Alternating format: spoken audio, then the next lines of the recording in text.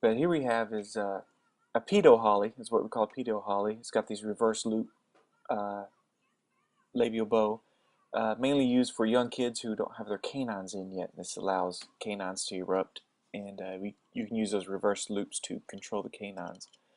But it's also a good chance to use Adam's clasp. Adam's clasp are generally used for um, young kids who don't have that much tooth crown eruption. So that's why I'm removing some of the gum tissue there, just because that's the removable tissue that is in the mouth. So when the Adam's clasp engages, it'll push the tissue down just a little bit. You like to put the eyelets of the Adam's clasp right on the corner of the teeth. So to find the corner, I usually find the cusp tips and I just draw straight down from there. So there are my two corners. Next is grab your piece of 028 wire. Good length until you get used to bending these a lot. I used a pretty long piece. I used to measure them depending on the size of the molar. But I don't know, what is that, 4 or 5 inches? And so I cut it, and then I want to find the center of the wire, and you'll see me try to zoom back the camera so you can see me trying to find the center of the wire. Let's see. Yeah. And I take my trusty pen and I mark on the wire where those corners are. And this is going to be your upright bends you're going to make. This is going to be the start of your eyelets. Adam's clasp has 2 eyelets and a bar that goes across the 2, all bent from one piece of wire. So I made my marks, and what I use is a bird beak, a serrated bird beak. That means on the square jaw there are grooves, and I like to use those. I have better luck bending wires with those. So I put it on the very end, the very last serration, and you're going to make not a 90-degree, but more of a 95, 100-degree bend. And you're going to bend these to where they form kind of a triangle. Kind of hard for me to bend around this camera that's right at chest level. I have to work around it, but that was the best way to get the best shot. So there's my little triangle, and you make sure that they cross at the top because that helps with the final formation. Okay, let me stop it here. Okay, let me freeze frame it here. You see that piece of wire that's the bottom of the triangle? That's going to be the bar of the Adam's clasp. You want that on the left side of your pliers. And the upright part across the flat part of your bird beak. See how I have it there? You're going to bend the wire that's on the tip of your pliers around 180 degrees away from the other wire. And the reason you hold it that way, it already pre-bends these eyelets at an angle. You're going to want that in your Adam's clasp. So here we go. We're going to do the other side. You're going to see how I have it loaded in there. Okay, a little freeze frame so you can see how I have it loaded in the plier so you could mimic it yourself. But you're going to bend this wire the same way, 180 degrees, the other way to match the other one. So remember with the triangle that I made you make before, it made these bend at this angle. See how they're bent down at the corners? And so when you put it back on the model, they should be just to the right of your lines. And you can move these lines wherever you want. I'm actually going to shorten or crimp down these eyelets a little bit so that they fit better on this tooth. I did make it a little too wide, but I can adjust it doing this to where it fits. I do like a kind of a wide Adam's clasp. I think it grips better when you get closer to the interproximal in between the teeth. So here we go, put it back on the model. And now we are going to bend 2 more bends to make the complete Adam's clasp. This is a 90-degree bend, straight back. No, did not get a good shot of this. Here we go. 90-degree bend, going straight back. There we go. Put it back on there, and now it's just going to be a series of adjustments. Now it's just like you got a preformed Adams clasp. Just keep putting it back on those red marks every time, and you're going to find that this part, next part's pretty easy. If you're pretty proficient with wire bending, you're just going to bend it over the occlusal surface on the mesial and over the distal part of that tooth.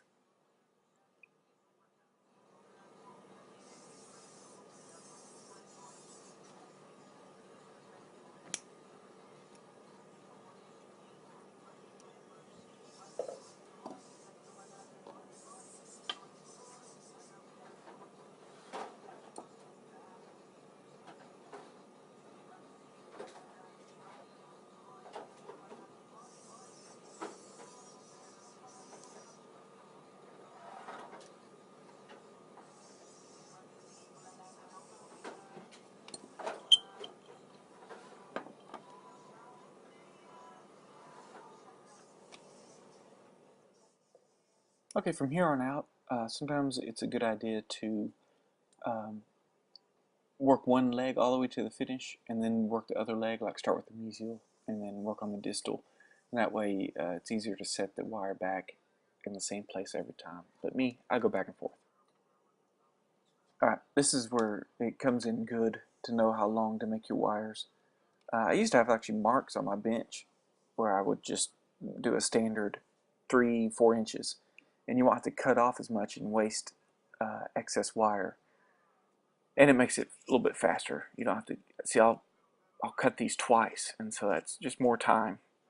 I tended to have a hard time adjusting this just because there's a camera right under my face and I can't see it very well. So just bear with me for a little bit, and I'm gonna put the whole uncut version of my wire bending, my adjusting. Now I'm going to, I usually make horseshoe shaped acrylic palettes. So I like these a little on the short side.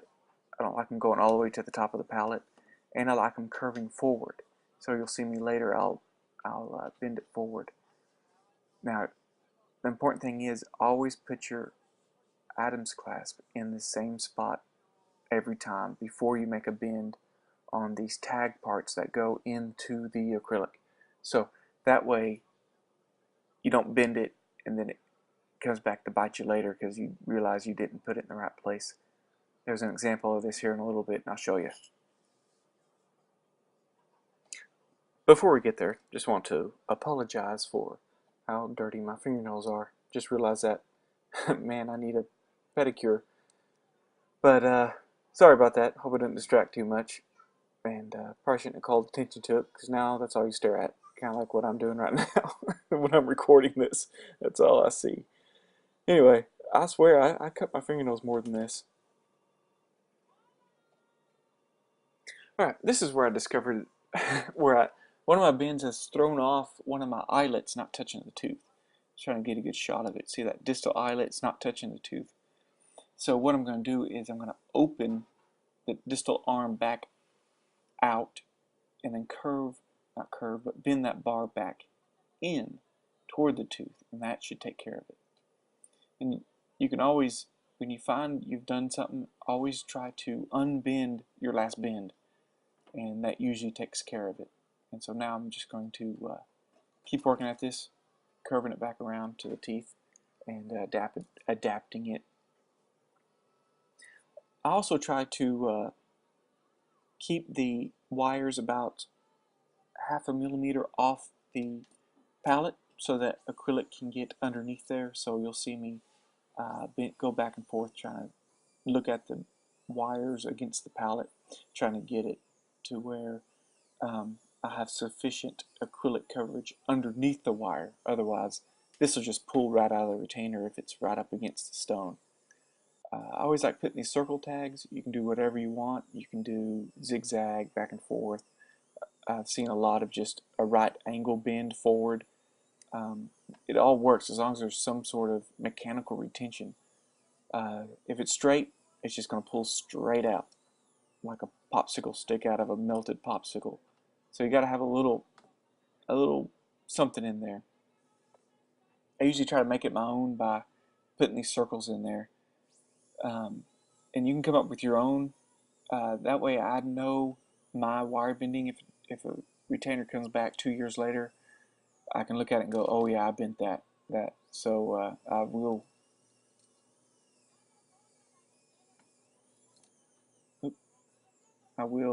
uphold my warranty.